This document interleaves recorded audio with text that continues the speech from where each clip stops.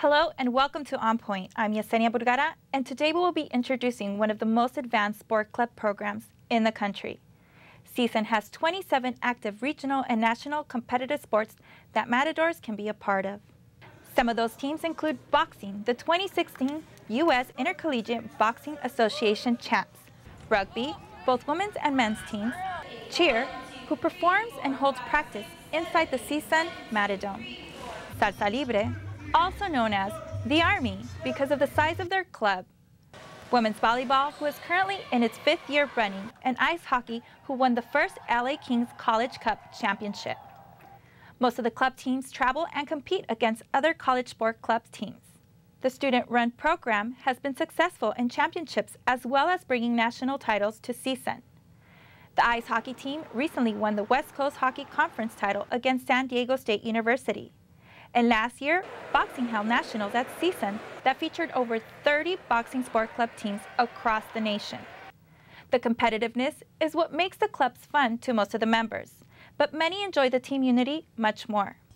Salsa Libre's social chair, Eduardo Sanchez, says he thinks what the members like most about the group is the sense of family. We are such a big group, and every time we're done practicing, we always go out to eat, we go to socialize, we do homework together. So even though you may come in not knowing anybody, by the time you're done, you know the whole team, and everybody's pretty much your family. The program is funded through Associated Students Marketing, along with out-of-pocket contributions and fundraising by each club. Matador Sports Network executive producer Charles Naroth says the network is broadening its coverage from live stream game day footage. We're also expanding into a newsletter that goes out every week or every other week with written recaps of the games, upcoming games, and athlete profiles. They also have their own athletic trainers and their own facility where they provide rehab if needed. Students who want to create their own club can visit the sport club's office that is located in the SRC. And now, On Point's Malcolm Finney has more on the story. Thanks, Yesenia. I'd like to thank our guests for showing up today. I have Stephanie Peterson, our student sports club president. I have Jade Law, our graduate assistant for sports clubs, and I have JP Gale, our CSUN sports club manager. So what do you think helps make a CSUN sports club team? I'll aim that towards JP. You mean successful or just how to create a team? Just how to create a team. The biggest driver is student interest, and then availability of facilities and whether they meet our requirements for becoming a sport club. Typically, a sport club is an organization that will have a national governing body like USA Rugby oversees our rugby clubs, the American Collegiate Hockey Association oversees ice hockey. We get a lot of odd requests, sometimes for sports that don't have national governing bodies, so they don't make the cut and don't become sport clubs. But the biggest thing is to fit within our requirements and have 5 student officers to start the club. From there, we advertise, we have tryouts, and then we form a team and hopefully join a league. So what makes CSUN sports clubs any different from any other university? I'm aiming that back to you, JP. We've kind of approached ours a little differently. A lot of schools, sport clubs fall underneath student affairs, or in our case, what would have been the Matador Involvement Center. We have a department through the Associated Students explicitly for sport clubs. We have a lot of staffing. We have 4 full-time staff within sport clubs. Most universities only have 1 staff. We also have 2 full-time athletic trainers and an athletic training room and weight room dedicated explicitly for sport club participants, which is very unique. We're one of the few schools in the country that does that. And the reason we chose to go that route was for the success of our clubs and the safety of our students. So Stephanie, why should CSUN students care about sports clubs? Well, CSUN students should definitely care about sport clubs because not only is it a way to get involved with CSUN, but it really does let you feel like you're a part of something. I think joining a sport club program really does keep you involved, and it maintains like your academics, I believe, because you want to strive to be a scholar in order to maintain grades and stay in sports. And Jade, what does CSUN sports clubs actually do for CSUN? Well, a lot of our clubs actually win, so we do perform very well. I know that our students represent CSUN very well. I think not just academically, we do hold all of our students to, maintain a certain GPA level. Like Stephanie said, they are required to perform academically, but they also represent CSUN even as high as the national level. We had our rugby club and even our ice hockey going to Denver this year. We had our rugby club go all the way to Pennsylvania a few years back to represent CSUN nationally. So they do represent CSUN very well. So how did sports clubs start in a university level? And I'm aimed at towards JP. Sport clubs have existed on the campus since the 1960s. The first one was the Water Ski and Wakeboard Club, and it wasn't under a formal department. It was just a bunch of students going out and water skiing. They also did some snow skiing back then. Then we have some of our older clubs that started and joined leagues. Ice hockey came here in 1971, started a league, and has been here pretty much ever since. And it wasn't until 1995 that sport clubs came under the Associated Students and fell under AS Rec. And then in 2012, once the Recreation Center opened up, we formed a formal department for sport clubs that just focused on our club teams. So when did CSUN officially get a sports club? Officially? Like in history, when did the first CSUN sports club happen? I believe 1968 with the water ski and wakeboard. And what sport has been at CSUN the longest for sports clubs? The longest running is ice hockey from 1971. So now we're going to switch to funding for CSUN sports. According to Nick Jackson of the AS lower division senator, he said that AS provides the funds for sports clubs. Now let's hear from Nick. So for associate students, every student that comes to CSUN pays $92 a semester out of their tuition. And that $92 is accumulated with all the 40,000 students equals $8 million. And we use that $8 million to fund clubs and orgs on campus. How much of the budget do sports clubs get annually out of the AS budget? We're about $650,000 from the AS budget. In addition to that, the clubs put in their own dues and fundraise close to another $100,000, and then we also get donations that vary year to year, anywhere from $10,000 to $50,000 that goes towards the clubs and the operation of the clubs. And then based off of the last sports council meeting, I was told that there's $13,500 left in the AS budget. What will be done with the rest of the money? And I'll aim that towards Stephanie. So the funding that we reported at the last council meeting is allocated funds specifically for our sport club program. During those meetings, people oftentimes put in requests for supplemental funding for our clubs. So let's say one of our teams has to travel to nationals and they don't have money for plane tickets. Then they would submit a request. Our executive board would take it to a vote and recommend an amount to allocate toward them from that budget. And then we bring it before the council. And then the council votes on the amount that we recommended for that club. So it gets dished out to our various clubs, and some of it can end up going back toward the program if the e-board wants to put on an event or something, but we still have everything voted on by our council. And in the case that the money doesn't get used in any given year, what happens to the money? We typically spend our entire budget every year because if you don't spend all your money, then you probably won't get more funding in the future. So we try to spend all of our budget, but anything we don't use just gets recycled back into the program. And how do you suggest for CSUN students who may feel they can't afford to play for CSUN sports clubs, how do you suggest they make the money? So the thing about CSUN sport clubs is we don't require dues for people to participate. It's dues based on the club. So they would have to negotiate with their club treasurer about dues and fees like that, because as a sport club program, we do not charge the individuals dues. Well, to add, we do require for our high-risk sports, they do have to go through a physical, as JP mentioned earlier. We pride ourselves in our athletic training program, and maintaining the safety of our students. So for higher risk sports like our cheerleading, ice hockey, men's, women's rugby, we do require a $25 student health fee where they can go to the clot center and get a physical EKG and make sure that they're healthy to participate. So at that point, for the higher risk sports, they do have to pay a $25 fee. I remember me and you talked about that earlier in the week about getting the forms and actually having to do physicals. How's that process actually going? I mean, it's our 4th year, I believe, doing physicals. For certain athletes that aren't used to having to do that for their sports, particularly club sports, when they're in high school, they don't require that much oversight medically. Athletes that are coming to us from high school sports like varsity soccer, basketball are used to that because you would have to pay for a physical in high school.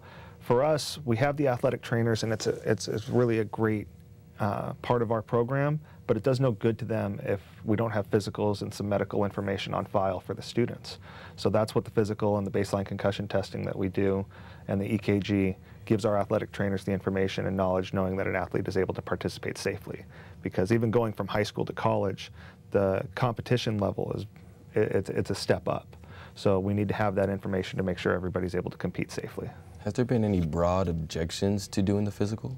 As we've built this program, there's been pushback from certain students because they don't see the need or understand why.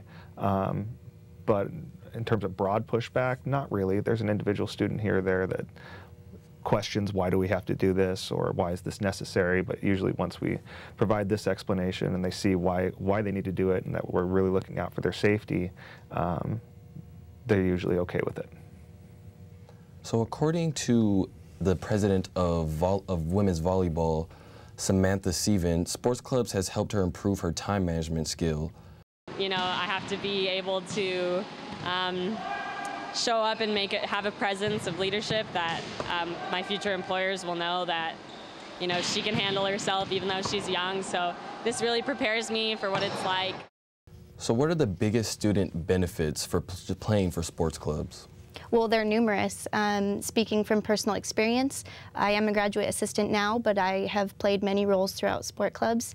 I started off as the women's rugby club, one of the founders for the women's rugby club.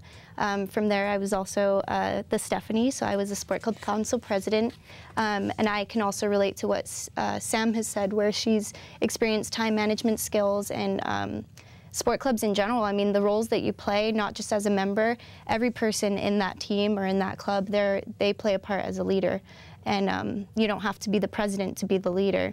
But when you are taking on an e-board role, such as treasurer, you're working with funds. You're actually working with a lump sum amount of money where you have to calculate and budget. As a president, you're filling out all these forms. You're making sure all your players and members of your club are performing academically and are in good standing with the university. So there's a lot of transferable skills that can go not, beyond the college experience. They can go to a real life experience and being employed. So it gives a lot of students like a form of responsibility to do certain things. Definitely. And handle more than just sports. Yeah, definitely. I've seen a lot of people, Stephanie here as well, and I know JP will say the same thing about me, how you can see someone as they enter their freshman year and they just grow immensely through our program. Has there ever been any case to where a CSUN sports club had to be discontinued for any reason? I'll let JP. Not discontinued, but we've had clubs fall off because of lack of leadership transition or lack of interest, but we've never formally kicked a club off campus since I've been with the program. What reason would there be to kick a club off campus, if there was any? I mean, again, the reasons are probably numerous.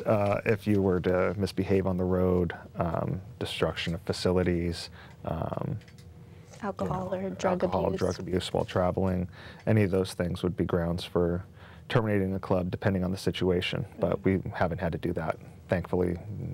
Knock on wood. A common confusion I get from students would be the difference between intramurals and sports clubs on campus. What would be the difference for that?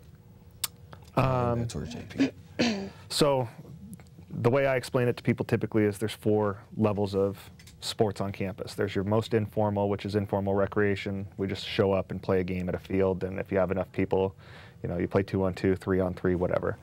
Intramurals is the next step where you're playing games once, maybe twice a week, and you're playing a set game with set rules, and there's no practice, there's no real training or anything that goes on. You're just playing a formal game once a week. The next step is sport clubs, and above that is NCAA athletics. And the thing that those two have in common is it's intercollegiate. Our club teams travel to play other universities, the best club athletes from those schools on a consistent basis.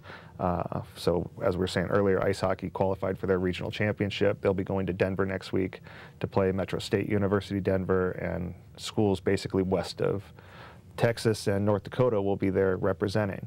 Intramurals doesn't travel at all.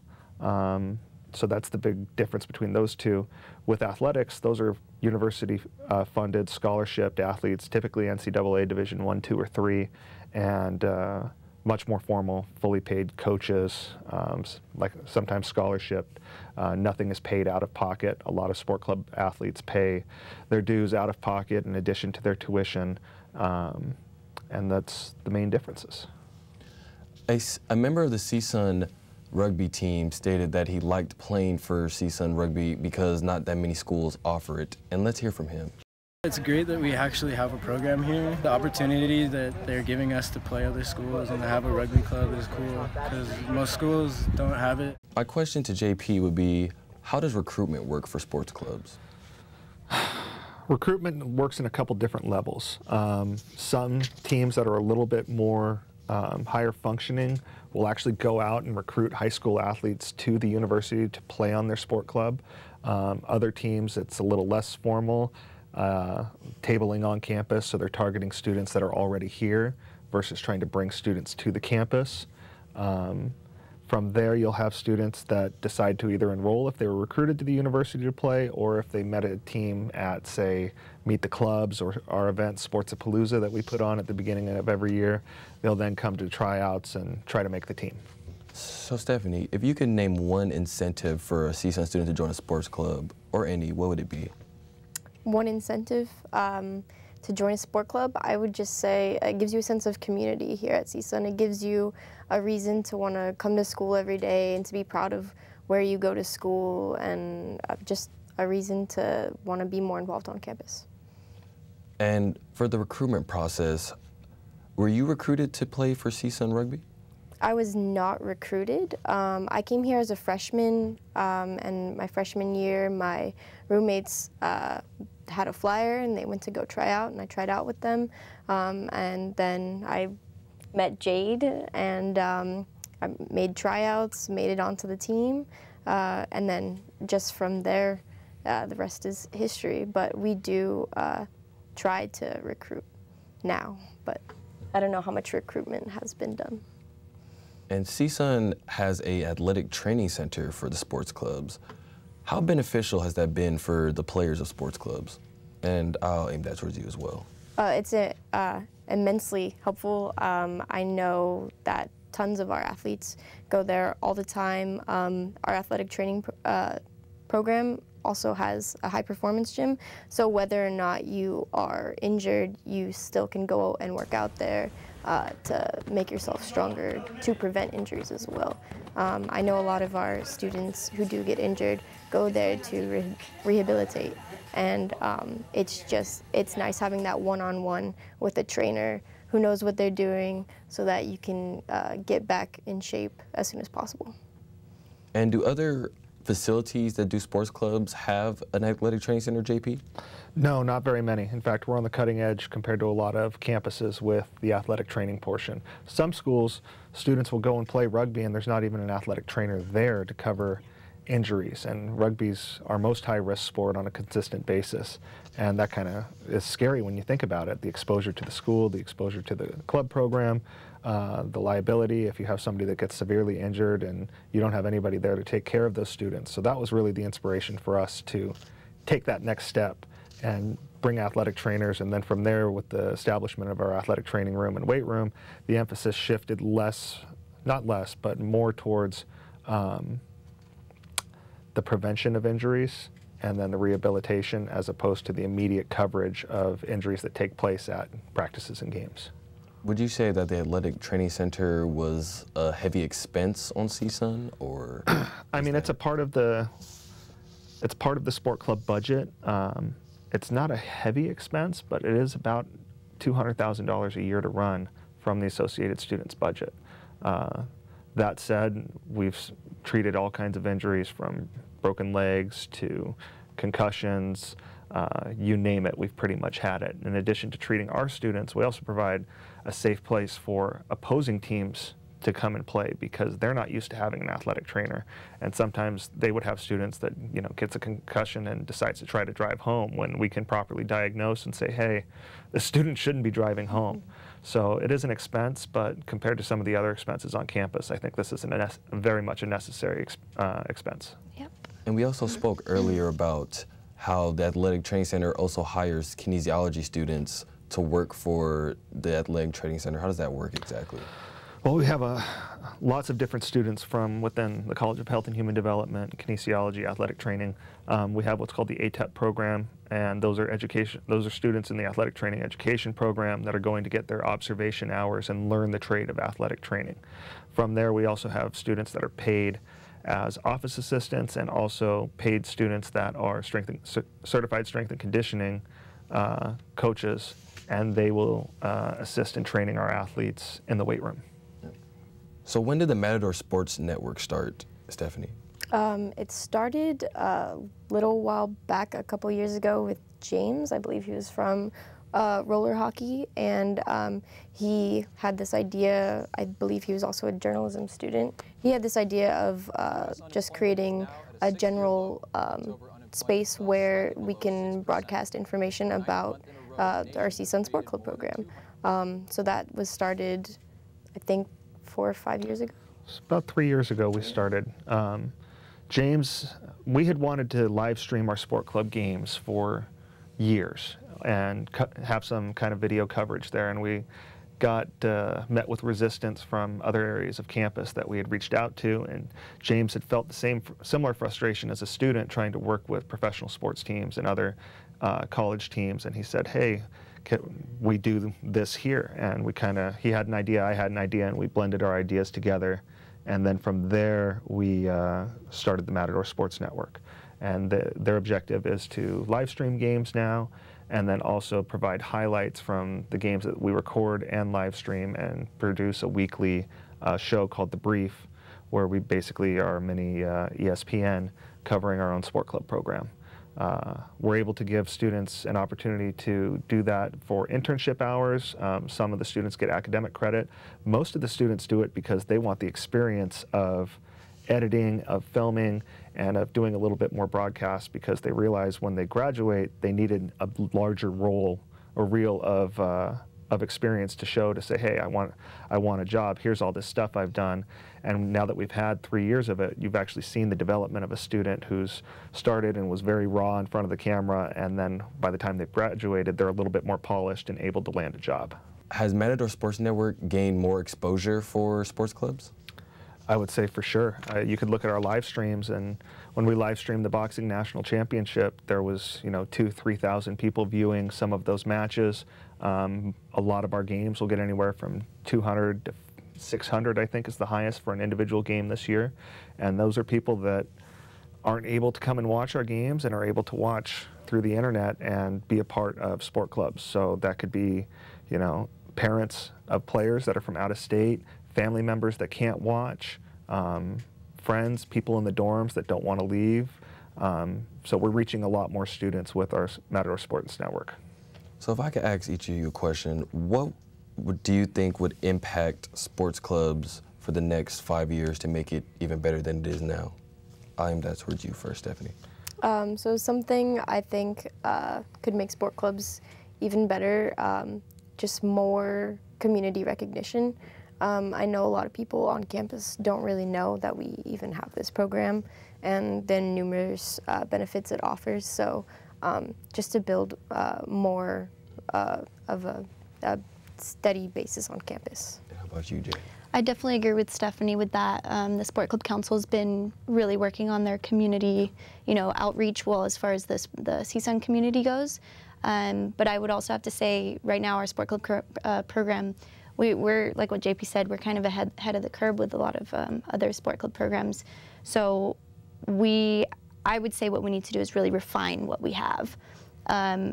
We've come so far, and I just think we can do everything that we're doing at a higher level, at a cleaner and crisper level. JP, do you have anything to add? Those are both really good points. I think the limiting factor for us now is facilities. Our clubs practice anywhere from 7 in the morning to midnight on any given day, and there's just not enough facilities on our campus, and we're happy with what we have, but in terms of limiting the development of the program over the next 5, 10 years, we're going to run out of space sooner or later, and facilities are probably going to be our biggest issue. I'd like to thank you guys for showing up and doing the interview. I really appreciate it. Thank you. Thank you. Come on, let's go. Just a minute, I gotta finish this. Wait, you're gonna post those pictures of Mary? Yep. She thinks she's so hot. But her mom and dad will see them. Her grandmother, her little sister, everyone she knows, it's gonna kill her. Who cares? Just a couple of pictures. It's no big deal. No big deal? Don't. This has gotta stop.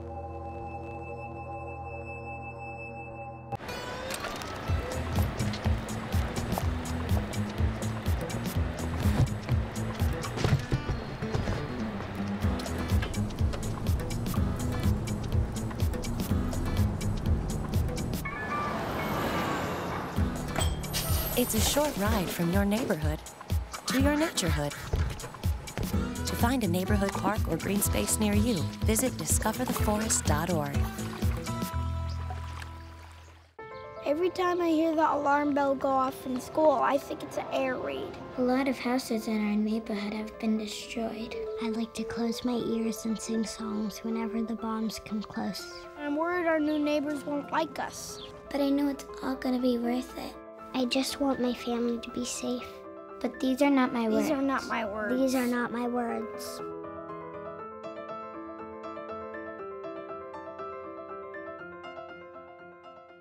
Hamilton was adopted from a rescue in 2008. He's quite the pug about town. He gets invited to a lot of parties. He knows he's a pretty big deal. How could you not love him?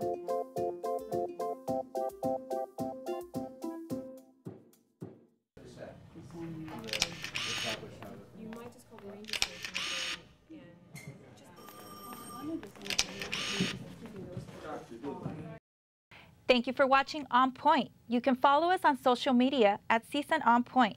You can hear us on KCSN 88.5 FM on Sunday mornings at 5:30.